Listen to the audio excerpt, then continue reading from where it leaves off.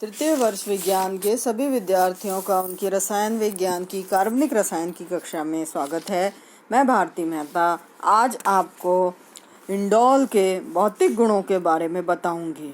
भौतिक गुण, इंडोल के भौतिक गुणों की यदि हम चर्चा करते हैं तो इंडोल एक कार्बनिक पदार्थ है और ये एक क्रिस्टलीय ठोस पदार्थ है, कलरलेस सॉलिड है। इसका मेल्टिंग पॉइंट 52 डिग्री सेंटीग्रेड होता है। इसकी लगभग सभी रासायनिक अभिक्रियाएं पायरोल के समान होती हैं, परंतु बेंजीन वलय के साथ जुड़े होने के कारण से ये विभिन्न अभिक्रियाएं देता है। यदि इनकी स्पेक्ट्रोस्कोपिक प्रॉपर्टीज़ का अध्ययन करें तो इनकी स्पेक्ट्रोस्कोपिक प्रॉपर्टी भी पायरोल के समान होती है, क्योंकि एक्चुअल में बेंजीन रिंग और पायरोल रिंग मिलकर के और इंडोल बनते हैं।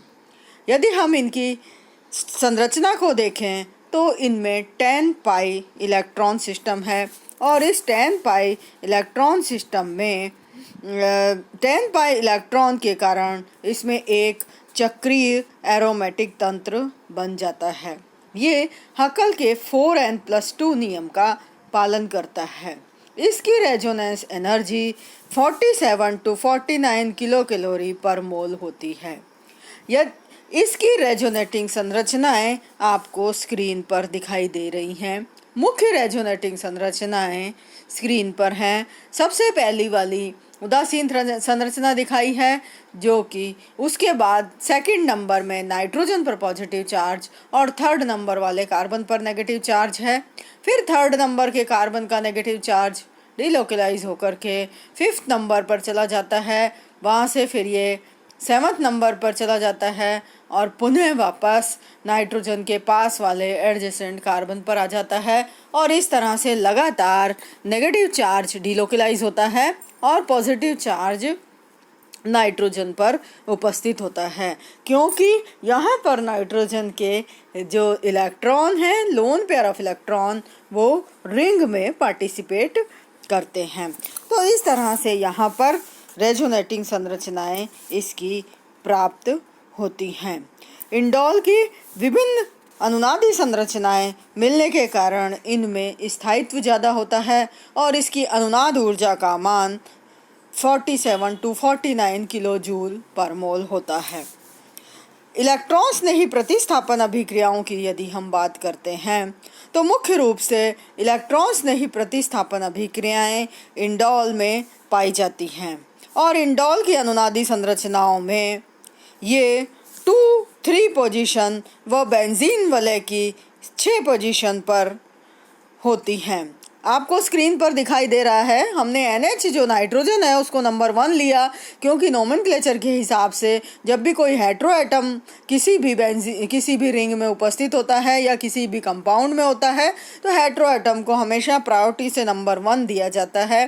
तो इस पर नंबर 1 दिया और उसके बाद यहाँ पर हमने 2-3 पोजीशन और इस तरह से दिया। तो हमारी जो अनुनादी संरचनाएं हैं, इन अनुनादी संरचनाओं में हमारे पास 2 नंबर, 3 नंबर जो कि स्क्रीन पर दिखाई दे रहा है और 6 नंबर, 2, 3 और 6 नंबर पर इलेक्ट्रॉन चार्ज डेंसिटी ज़्यादा होती है। अतः इलेक्ट्रॉन्स ने ही जो आक्रमण है, अटैक हैं, वो कहाँ पर होंगे? 2, 3 और 6 स्थिति पर इलेक्ट्रॉन्स ने ही आक्रमण होते हैं, परंतु अधिकांश इलेक्ट्रॉन्स ने ही प्रतिस्थापन कहाँ पर होते हैं?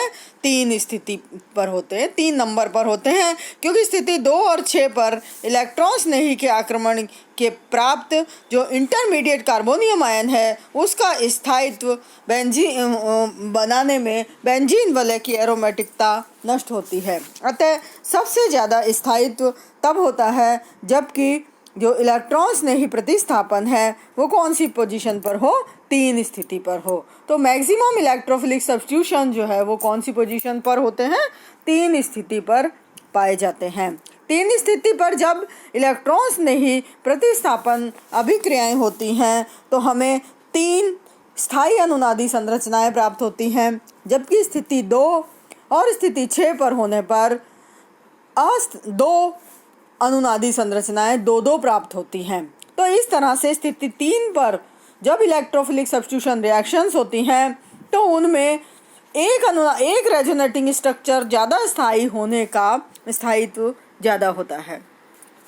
इंडोल की कुछ मुख्य इलेक्ट्रॉन्स नहीं प्रतिस्थापन अभिक्रियाओं की हम बात करते हैं। सबसे पहली इसमें अभिक्रिया है नाइट्रेशन।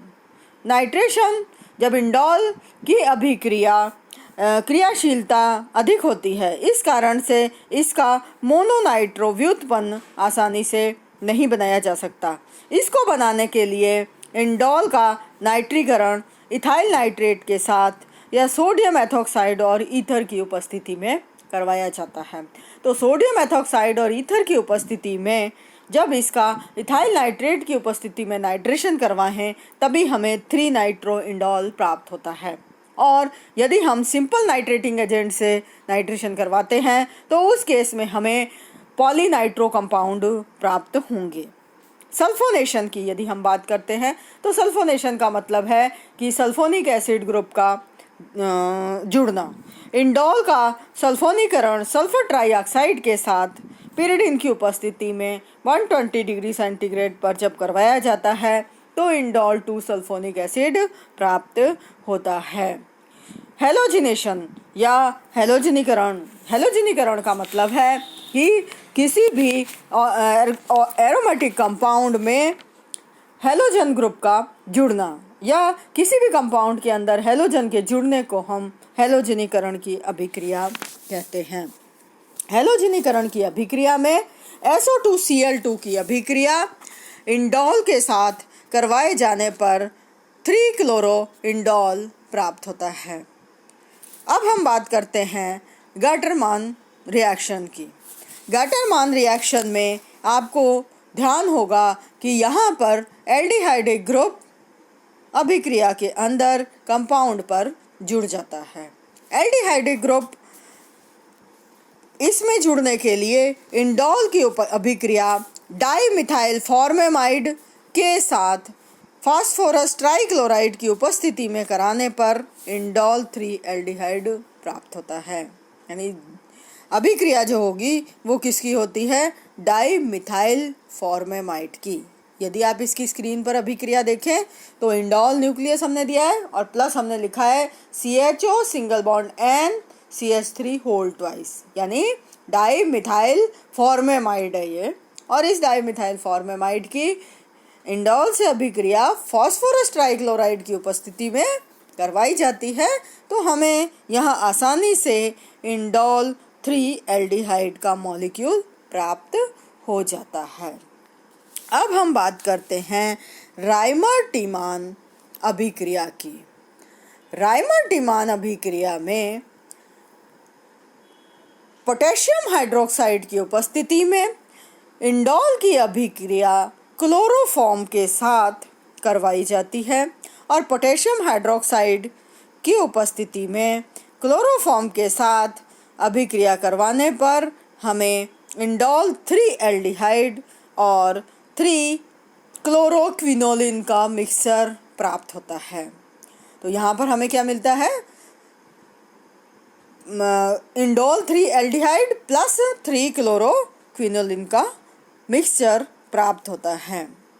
इसकी अभिक्रिया यहाँ पर फिनॉल के समान होती है।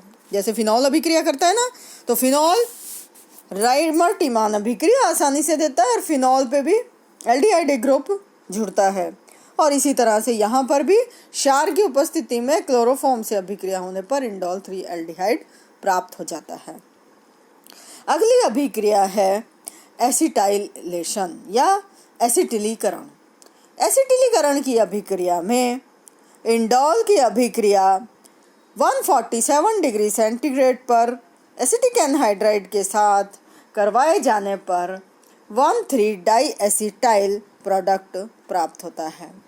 ये 1,3-डाईएसिटाइल प्रोडक्ट मिलने के साथ साथ कई बार N नाइट्रोजन पर जो एसिटाइल ग्रुप जुड़ा हुआ है वो नाइट्रोजन पर जुड़ा हुआ एसिटाइल ग्रुप तो ऐसा रहता है, परंतु जो 3 पोजीशन पर एसिटाइल ग्रुप जुड़ा है वो 3 पोजीशन का एसिटाइल ग्रुप में दो मॉलिक्यूल आपस में जुड़ जाते हैं और एक छोटा मॉलिक्यूल इसके अंदर से निकल जाता है और इसके बाद यहाँ पर डाइमर का फॉर्मेशन हो जाता है और इस तरह से हम उसको कहते हैं 1,3 डाईएसिटाइल इंडोल का डाइमर, या हम इसको कहते हैं डाइमर ऑफ 1,1 डाई ब्रैकेट में 1 एसिटाइल 3 इंडाइल फिर ब्रैकेट क्लोज इथाइलिन।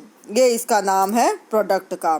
तो इंडोल की अभिक्रिया एसिटिक एनहाइड्राइड की उपस्थिति में 147 डिग्री सेंटीग्रेड पर करवाने पर हमें 1,3 डाईएसिटाइल प्रोडक्ट मिलता है और कुछ मात्रा में डाइमर मिलता है, और डाइमर जो मिलता है उसका क्या नाम है 1,1 डाई ब्रैकेट में 1 एसिटाइल 3 इंडाइल इथाइलिन। तो इस तरह से हमें ये प्रोडक्ट मिलता है। इसके बाद हम इसकी अगली अभिक्रिया की बात करते हैं और अगली अभिक्रिया है मैनेज रिएक्शन। मैनेज रिएक्शन में इंडोल की अभिक्रिया फॉर्मेल्डिहाइड और डाईमिथाइल एमीन के साथ करवाई जाती है और इससे हमें 3 डाईमिथाइल एमिनो मिथाइल इंडोल प्राप्त होता है। तो स्क्रीन पर जैसा आपको दिखाई दे रहा है, तो इसकी अभिक्रिया किससे कराएंगे NN डाईमिथाइल से। तो यहाँ पर डाईमिथाइल एमीन, यानी डाईमिथाइल एमीन कौन सी आपकी सेकेंडरी एमीन है, और डाईमिथाइल एमीन और फॉर्मेल्डिहाइड की आपस में अभिक्रिया करवाई, और जब इनकी अभिक्रिया करवाते हैं तो इससे हमें 3 डाईमिथाइल एमिनो मिथाइल इंडोल प्राप्त होता है और इसे हम कहते हैं मैनेज रिएक्शन। तो इस तरह से हमने आज इंडोल की कुछ अभिक्रियाओं के बारे में अध्ययन किया और अब हम इंडोल की अगली रासायनिक अभिक्रिया जैसे मरकुरीकरण, युग्मन अभिक्रिया, अपचन अभिक्रिया और अन्य अभिक्रियाएं तथा इनके अन्य गुण, अम्लीय गुण आदि को अगले वीडियो में अध्ययन करेंगे। धन्यवाद।